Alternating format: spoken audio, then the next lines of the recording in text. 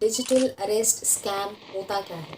वो आपके इसी डर का फ़ायदा उठाते हैं कि आपको जल्द ही कुछ करना पड़ेगा वरना आपको पुलिस अरेस्ट कर सकती है। आप एक्चुअली में उनके झांसे में फंस चुके हैं कि ड्रेस पहनकर आपको वीडियो कॉल करते हैं। भाई आप असली हो या नहीं? थंबनेल देखकर तो आपको अंदाज़ा हो गया होगा कि इस वीडियो का टॉपिक क्या होने वाला है। आज हम डिस्कस करेंगे डिजिटल अरेस्ट के बारे में। जितनी ज़्यादा ऑनलाइन सर्विसेज बढ़ चुकी हैं उनके साथ साथ उतने ही डिजिटल स्कैम्स भी बढ़ रहे हैं। इसलिए आज ये जानना बहुत इम्पोर्टेंट हो जाता है कि डिजिटल अरेस्ट स्कैम क्या होता है, ये किन किन तरीक़ों से किया जा सकता है, अगर आपके साथ ये हो रहा है तो आपको क्या करना चाहिए, या फिर आपके साथ ये हो चुका है और आपके पैसे लग चुके हैं तब आपको क्या करना चाहिए। तो आइए शुरू करते हैं।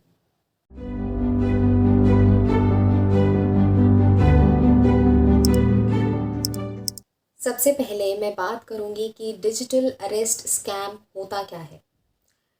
ये एक ऐसा ऑनलाइन मोड के थ्रू होता है जिसमें एक आदमी या औरत भी हो सकती है। पुलिस, सीबीआई, जज, वकील का भेष बदलकर आपको कांटेक्ट करते हैं। ये आपके घर नहीं आते हैं, सिर्फ आपको ऑनलाइन मोड के थ्रू कांटेक्ट करते हैं। सबसे पहले ये आपसे वकील या पुलिस की भाषा में बात करते हैं ताकि आपको ये कॉन्फिडेंस आ जाए कि ये जेन्युइन व्यक्ति है, ये फेक व्यक्ति नहीं है।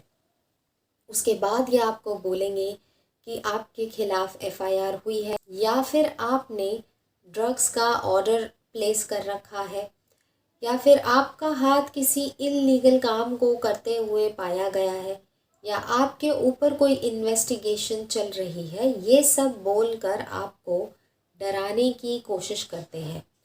सबको पता है कि ज़्यादातर लोग लीगल अथॉरिटीज़ के नाम से ही डरने लगते हैं। वो आपके इसी डर का फ़ायदा उठाते हैं। पहले वो आपको वो सभी बातें बोलेंगे जिनसे आपके दिमाग में ये बैठा डर और भी ज़्यादा बढ़ जाए और आप ये सोचने पर मजबूर हो जाएं कि वाकई में आप किसी असल मुसीबत में फंस चुके हैं। और जब आप ये ऐसा सोचने लगते हैं तब आप उस सिचुएशन से जल्दी निकलने की सोचने लगते हैं। और ये नेचुरल भी है कि जब कोई इंसान अनकंफर्टेबल सिचुएशन में होता है तो वह जल्दी से जल्दी बाहर निकलने का प्रयास करता है। आपके इस डर को वो समझ जाते हैं और आपसे वे ये बोलना स्टार्ट कर देते हैं कि आपको जल्द ही कुछ करना पड़ेगा वरना आपको पुलिस अरेस्ट कर सकती है। अब इस टाइम पर आते आते विक्टिम उनकी बातों को सुनने लग जाता है क्योंकि उसका दिमाग सरेंडर कर चुका है। फिर वो आपको एक लंबी प्रोसीडिंग के बारे में बताते हैं कि आपको ऐसे ऐसे काम करने पड़ेंगे, ये करना पड़ेगा, आपको कोर्ट के वकीलों के चक्कर काटने पड़ेंगे, आपको पुलिस उठा के ले जा सकती है, इत्यादि बातें आपको वो समझाना शुरू कर देंगे। अब जब उन्हें ये कंफर्म हो जाता है कि आप एक्चुअली में उनके झांसे में फंस चुके हैं तब वो अपनी मेन ट्रिक खेलते हैं। वो आपको ये बोलते हैं कि अगर आपको घर बैठे ही इस मुसीबत से निकलना है तो आपको इतनी अमाउंट पे करनी पड़ेगी। अब आते हैं इस पॉइंट पे कि ये किन किन तरीक़ों से किया जा सकता है। ये लोग वकील या पुलिस की ड्रेस पहनकर आपको वीडियो कॉल करते हैं।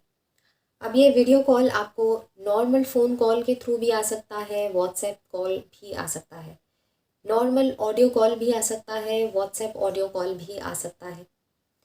ये किसी भी सोशल प्लेटफॉर्म से भी आपको कांटेक्ट कर सकते हैं, कोई भी मैसेजिंग ऐप्स से आपको कांटेक्ट कर सकते हैं। अब कई बार हम अंदाज़ा लगा लेते हैं या हमें शक हो जाता है कि ये व्यक्ति असल में नकली तो नहीं है, और यदि कोई व्यक्ति उनसे पूछ लेता है कि भाई आप असली हो या नहीं तो वह और ज़्यादा आपको डराने लगते हैं, धमकाने लगते हैं और ये दिखाना शुरू कर देते हैं कि उनके अंदर आपसे ज़्यादा कॉन्फिडेंस है और आपको डोमिनेट करने की कोशिश करते हैं, आपको डांटना शुरू कर देते हैं ताकि आपको ये विश्वास हो जाए कि ये व्यक्ति वाकई में कोई लीगल अथॉरिटी है और मैं किसी मुसीबत में फंस चुका हूँ या चुकी हूँ। अगर आपके पास ऐसी कॉल आ जाए तो आपको क्या करना चाहिए? सबसे पहले तो आपको इस सिचुएशन में शांत रहना है।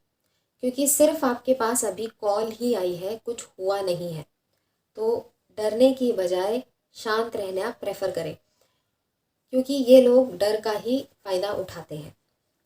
उसके बाद उनकी सभी बातों को आराम से सुनो कि वे क्या बोल रहे हैं। उनकी बातों में से ही कुछ पॉइंट्स निकालने की कोशिश करो कि वो अपना नाम बता रहे हैं, वो अपनी डेजिग्नेशन या पोस्ट बता रहे हैं, वो अपना फ़ोन नंबर या ईमेल आईडी बता रहे हैं या लिखा हुआ आ रहा है स्क्रीन पर। तो आप उसको साइड बाय साइड चेक करो, वेरीफाई करो कि क्या ये रियल आईडी है, क्या ये रियल नेम है। वे जिस डिपार्टमेंट से होने का दावा कर रहा है उस डिपार्टमेंट में कॉल करके भी आप कंफर्म कर सकते हैं। यदि आपसे कोई इम्पॉर्टेंट इन्फॉर्मेशन शेयर हो गई है जो आपको शेयर नहीं करनी चाहिए थी लेकिन गलती से आपने कर दी है डर में आके, तो आपको रेलिवेंट स्टेप्स उठाने चाहिए, जैसे पासवर्ड चेंज करना या फिर बैंक ट्रांजैक्शंस को स्टॉप कराना। अगर वे आपसे पैसों की डिमांड करते हैं तो फिर तो आपको ये समझ जाना चाहिए बिल्कुल ही कि ये एक फ्रॉड कॉल है, क्योंकि कोई भी गवर्नमेंट ऑफिसर सरकारी काम के लिए पैसे नहीं मांगता है और आपको तुरंत कॉल कट कर देनी चाहिए, फिर चाहे वो कुछ भी बोलते रहे। इसके बाद आपको ज़रूर से ऑनलाइन कंप्लेंट लॉन्च करानी चाहिए। अब बात करते हैं इस पॉइंट की कि अगर आपके साथ ऐसा हो चुका है और आपने पैसे भी दे दिए हैं तो आपको क्या करना चाहिए। आप हेल्पलाइन नंबर 1930 पर कॉल करके अपनी कंप्लेंट दर्ज करा सकते हैं। आप इन लिंक पर भी जाकर कंप्लेंट लॉन्च करा सकते हैं।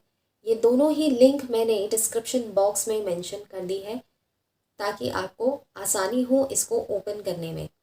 या फिर आप अपने नज़दीकी साइबर क्राइम सेल, जिसे आम भाषा में साइबर पुलिस स्टेशन भी बोला जाता है, उसमें जाकर आप अपनी कंप्लेंट दर्ज करा सकते हैं। अगर आपको इस वीडियो से रिलेटेड कोई डाउट है या कोई अन्य लीगल क्वेरी है तो आप कमेंट्स में लिख सकते हैं। I will try my best to answer them. Thanks for watching and see you in next video.